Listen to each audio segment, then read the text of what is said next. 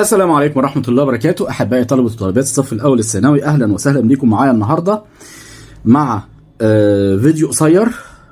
يعني أنا معودكم من البداية خالص إن إحنا المفروض بنحل الأسئلة بتاعة الدروس بالكامل، لكن المثال ده بالذات هو من الأمثلة بتاعة الشرح. حبيت أشرحه بشكل منفصل لسببين. السبب الأولاني إن مفيش سؤال في أسئلة الكتاب نتكلم على النوع ده من الأسئلة، فبالتالي ما جاتليش الفرصة إن أشرحه لكم.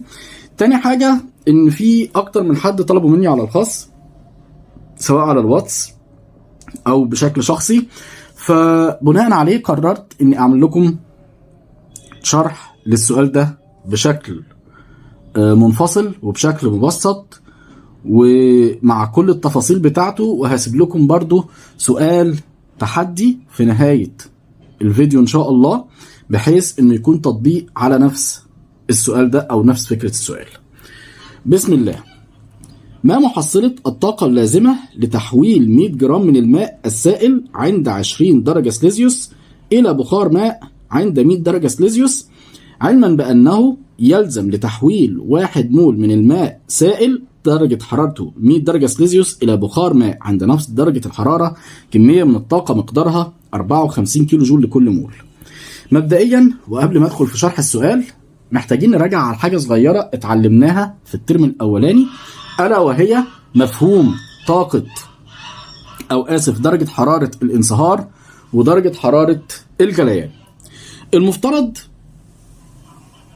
إن أنا لو عندي كمية من المية عايز أعمل شكل كده المنحنى أو رسم بياني بيوضح لي إيه اللي هيحصل لكمية من المية عند درجة حرارة معينة لما تمتص كمية من الطاقة. فهنفترض هنا ان انا عندي على الواي حاطط درجة الحرارة، التغير في درجة الحرارة، وهنا حاطط التغير في الطاقة. وهنفترض ان انا مش بادئ من 0 سليزيوس وانما بادئ من -10 درجة سليزيوس عشان نوضح احنا بنعمل ايه. فهنقول هنا مثلا 0 وهنا 100 درجة سليزيوس. الحكاية ببساطة ان انا دلوقتي لو عندي كميه من الميه عند -10 درجه سليزيوس، الاكيد ان هتكون الحاله الفيزيائيه بتاعتها في الحاله الصلبه، وبزياده درجه الحراره بزياده الطاقه الحراريه هبص هلاقي درجه حراره التلج بتبدا ترتفع. مش هقول ميه بقى، هتفضل ترتفع لحد ما توصل ل0 سليزيوس. عند 0 سليزيوس هتلاحظ حاجه غريبه جدا او حاجه عجيبه. ايه الموضوع؟ هتلاقي درجه حراره الميه هتفضل ثابته معاك طول ما انت بتديها طاقه. يعني انت هتديها طاقه حراريه ومع ذلك درجه الحراره هتفضل ثابته. ده لو كنت بتكلم على بيور ووتر، يعني ميه نقيه مش مخلوط فيها اي حاجه خالص. طيب وبعد ما تفضل درجه الحراره ثابته هتفضل على هذا الاساس لحد ما كل التلج اللي عندك يتحول لماء سائل. يعني لو فرضنا مثلا ان انت عندك برميل 200 لتر ميه كان كله تلج وساح كله، مش فاضل غير 1 ملي بس او حته تلج قد كده هي اللي موجوده، برضو درجة الحرارة هتبقى 0 درجة سليزيوس، وهتفضل الطاقة الحرارية اللي بتاخدها ما بترفعش من درجة الحرارة، وإنما بتعمل إيه؟ بتحول الماء من حالة الصلبة للحالة السائلة، أو من تلج لماء سائل، لحد ما المية كلها تبقى سائل. في الحالة دي الطاقة الحرارية اللي هتبدأ تاخدها هتبدأ تحول المية لإيه؟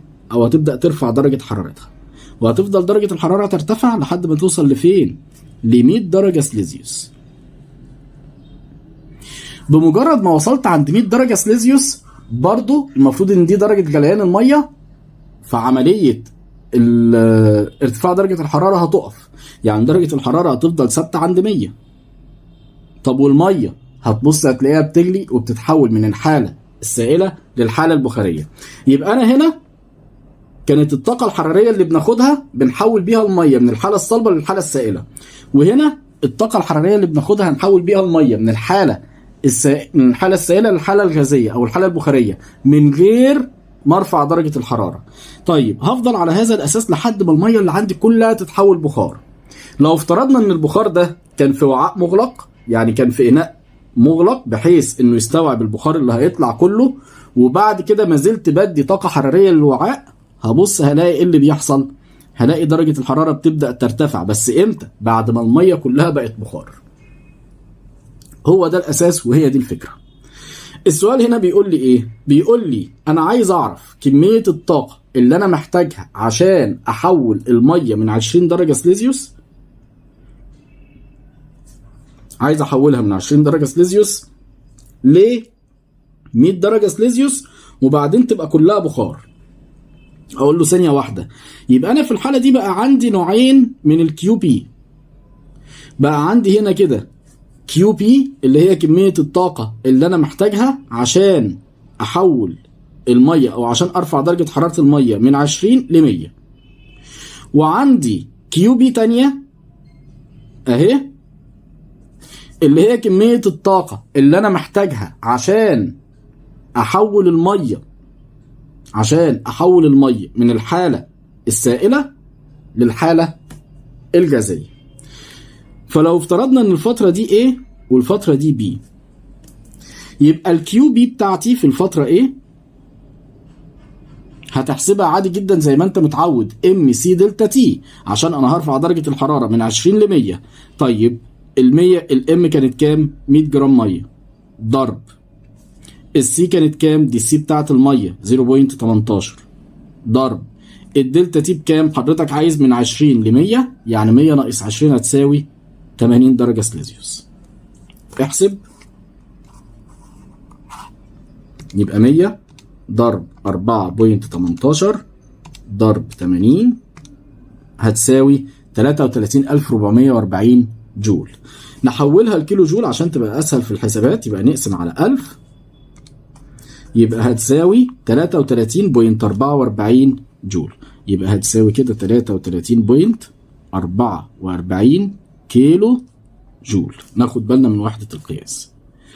الكيو بي بتاعت المرحلة بي بقى هتحسبها ازاي؟ بص كده معايا، هو بيقول لك كمية الطاقة اللي انا محتاجها عشان احول 1 مول، يعني كده الكمية عندي ما بقتش بالجرام، كده الكمية عندي بقت بالمولات. يبقى 1 مول مية الى 1 مول بخار مية محتاجة 54 كيلو جول لكل مول.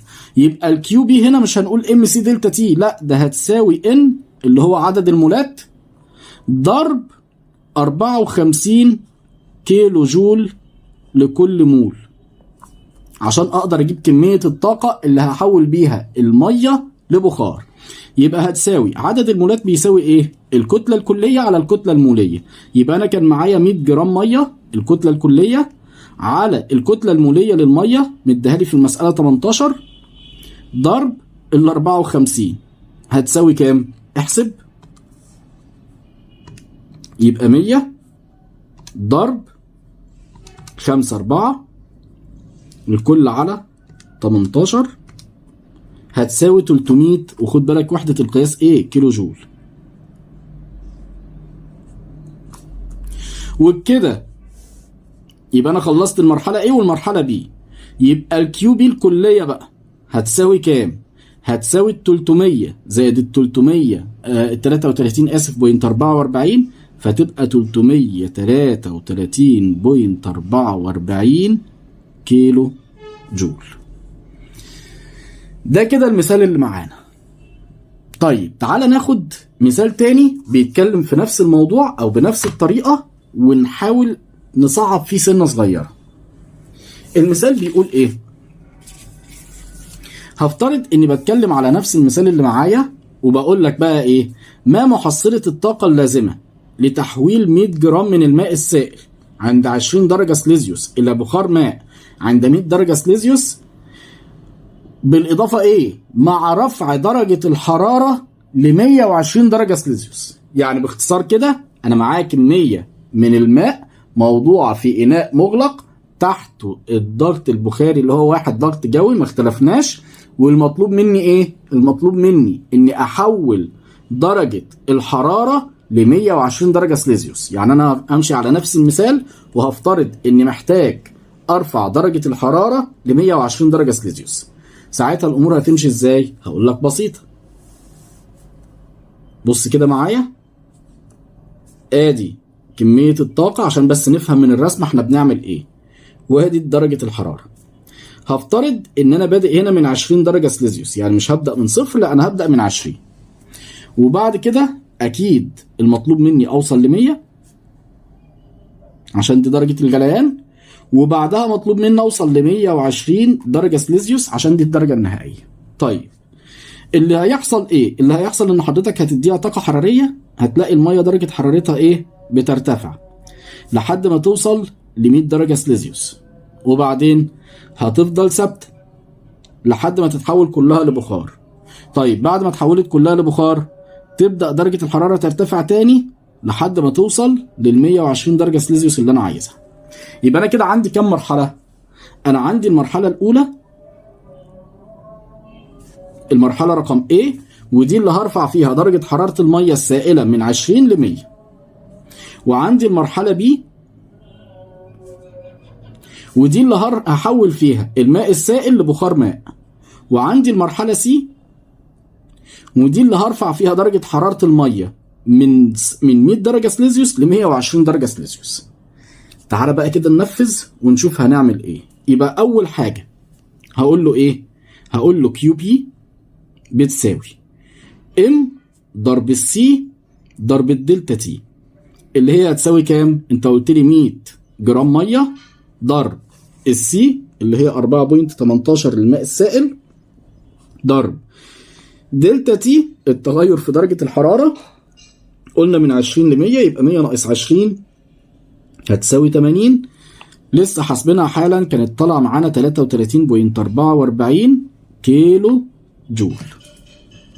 ماشي. طيب عند المرحله بي، عند المرحله بي انا مطلوب مني الطاقه اللي انا محتاجها عشان احول الماء السائل لبخار ماء. طب هعمل ايه؟ هقول لحضرتك والله انت المفروض معاك، اتفقنا ان الكيو بي في الحاله دي بتساوي عدد المولات ضرب كميه الطاقه اللازمه للواحد مول. الواحد مول كان بكام؟ ب 54 كيلو جول لكل مول. يعني هتساوي 100 جرام ميه على الكتله الموليه للميه اللي هي 18. طبعا انا بحل عادي على اساس الكلام ده لسه حلينه فوق، الخطوه الجديده لسه جايه. تمام كده؟ ضرب 54، وقلنا لسه حاسبينها فوق كانت طالعه معانا ب 300 كيلو جول. لحد كده مفيش مشكله. تعالى بقى كده ندخل في النقطه الجديده. ايه النقطه الجديده؟ المرحله سي، ان انا عايز ارفع درجه حراره بخار الماء من 100 درجه سليزيوس ل 120 درجه سليزيوس. هعمل ايه؟ يبقى هقول لحضرتك انت بتكلمني في رفع درجه الحراره، يبقى مش تحويل، يبقى نقول ام سي دلتا تي برضو. طيب الام بكام؟ اكيد بخار الميه كتلته مش هتتغير، تبقى 100 جرام ضرب السي بكام؟ اوعى تقول لي 4.18. ليه؟ لان انا في الحاله دي انا ما بتكلمش على ميه، انا بتكلم على بخار ميه. يعني ايه؟ يعني بص كده حضرتك مشكورا، ارجع لي هنا. بخار الميه كانت السي بتاعتها بكام؟ ب 2.01. هو انا مطلوب مني احفظها؟ لا، انت مطلوب منك تحفظ ال 4.18 بتاعت الماء السائل. امال دي انا اجيبها ازاي؟ لو جالك سؤال زي اللي انا بقوله ده لازم هيجيب لك السي بتاعت بخار الميه، يبقى 2.01.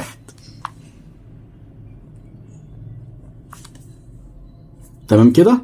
طيب ضرب الدلتا تي، انت عايز من 100 ل 120، يبقى 120 ناقص 100 هتديك كام؟ 20 درجه سليزيوس. يعني هتبقى ضرب 20 هتساوي دي بقى اللي لسه هنحسبها.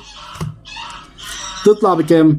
100 ضرب 2.01 ضرب 20 درجه سليزيوس هتساوي 4020. وزي ما احنا عارفين احنا عايزين نتعامل بالكيلو جول، فهنقسم على 1000 عشان يبقى كل حاجه عندنا بنفس وحده القياس ونعرف نتعامل.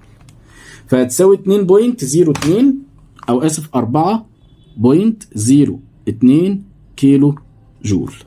طيب يبقى الكميه النهائيه بقى، كميه الطاقه اللي انا احتاجتها كلها قد ايه؟ بص كده، انت اول حاجه احتجت 33.44 كيلو جول عشان ترفع الميه من 20 ل 100، زائد 300 كيلو جول عشان تحول الميه من سائل لبخار، زائد 4.02 عشان ترفع حراره البخار من 100 ل 120. هتساوي اجمع كده، يبقى 33.44 زائد 300 زائد 4.02 تطلع معاك ب 337.46. يبقى 337.46 كيلو جول. اعتقد او اتمنى تكون كده وجهة النظر وصلت وفكرة السؤال بقت مكتملة بالنسبة لكم. وبناء عليه للي حابب بقى يتأكد هديكم مثال صغير هيكون يعتبر هو نفس المثال. يعني هنقول ما محصلة الطاقة اللازمة، او بسم الله الرحمن الرحيم، لا هقول فكرة السؤال بشكل تاني. هنقول ايه؟ احسب مقدار الماء السائل او احسب كتلة الماء السائل المتبقي بعد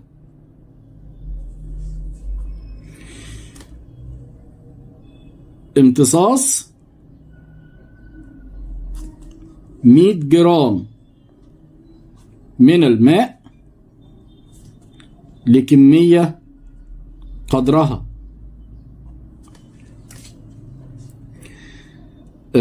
250 كيلو جول، تمام، عند درجة حرارة ابتدائية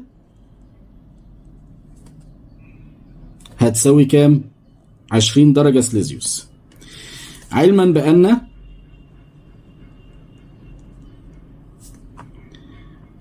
كمية الحرارة اللازمة لتحويل الماء من سائل لبخار عند 100 درجة سليزيوس، عند 100 درجة سليزيوس تكافئ 54 كيلو جول لكل مول. طيب يبقى بالراحة كده وبهدوء، المسألة بتقول ايه باختصار؟ عشان برضو لو كان النص اللي انا كاتبه مش مفهوم قوي، باختصار انا معايا 100 جرام من المية، معايا 100 جرام من المية، درجة حرارتهم كانت 20 درجة سليزيوس، اخدوا 250 كيلو جول. طيب ال 250 كيلو جول دول هيعملوا ايه؟ هيبخروا كمية ويسيبوا كمية. المطلوب من حضرتك بقى تعرف كمية المية اللي هتتبقى معاك. يعني انا هقول والله اتبخر قد كده، يبقى الماء السائل المتبقي هيكون قد كده. السؤال ده يعني فكرة جديدة، اتمنى كده لو تحاولوا تحلوه. اشوفكم على خير، السلام عليكم ورحمة الله وبركاته.